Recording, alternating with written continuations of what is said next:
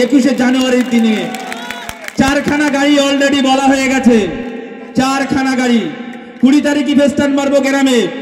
যদি কারো বাপের বেটা থাকে আমি দাঁড়িয়ে থাকবো, ওখানে যদি রুখে দেখাতে পারে তাহলে বলবো যে হ্যাঁ শওকত সাহেব আপনি 2-3টে কুত্তা কিনেছেন কি ষাঁড় কিনেছেন, তখনই দেখা যাবে।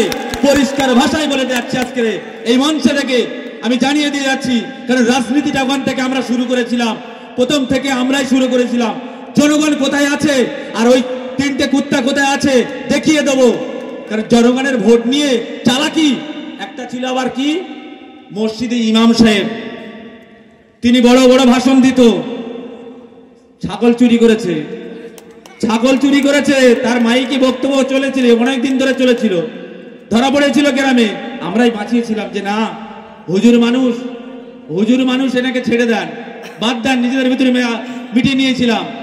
আজকের সেই টুপিধারী মানুষ হাফেজ সাহেব, আমি নওশাদ সিদ্দিক ভাইজানের কাছে যখন যেতাম, অফিসে যেতাম, অনেক কথা শুনতাম। তা ওই মানে আমাদের ওর নামটা আমি নিতে মানে আমার খারাপ লাগছে নিজেরই, কারণ এত বড় একটা নোংরা কাজ করেছে, নামটা ওই জন্য নিচ্ছি না। তা আমার ভাইজান কোনোদিনও নাম ধরে ডাকতো না, ভালোবেসে বলতো হাফেজ সাহেব বলে ডাকতো। তিনি লোভ লালসায় এত মানে ডুবে গেছেন, সেই লোভ লালসায় নিজেকে বিক্রি করে দিয়েছে। অনেক খবর আসছে আমাদের কাছে যে অনেক কিছু সে মানে ববাববি করছে, কি কোথায় সব নেশার জিনিস। যাই হোক, ওদিকে আমি এগিয়ে যাচ্ছি না। 21শে জানুয়ারি দেখা হবে ইনশাল্লাহ, সবার সাথে দেখা হবে, সুইজারল্যান্ডে দেখা হবে।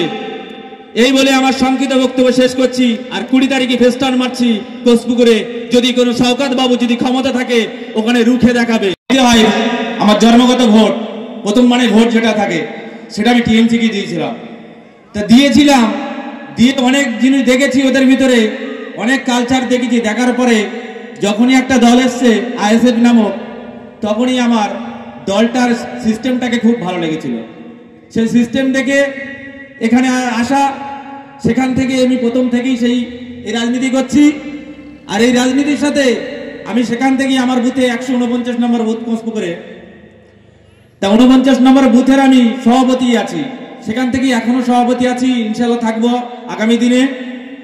আর অনেক কথা বলার ছিল, বলবো ভাবছিলাম, কিন্তু সময়ে অনেক ব্যাপার আছে। আমাদের কায়ুমদা বসে আছেন এখানে, আমাদের আরো অনেক ব্যক্তিরা বসে আছেন।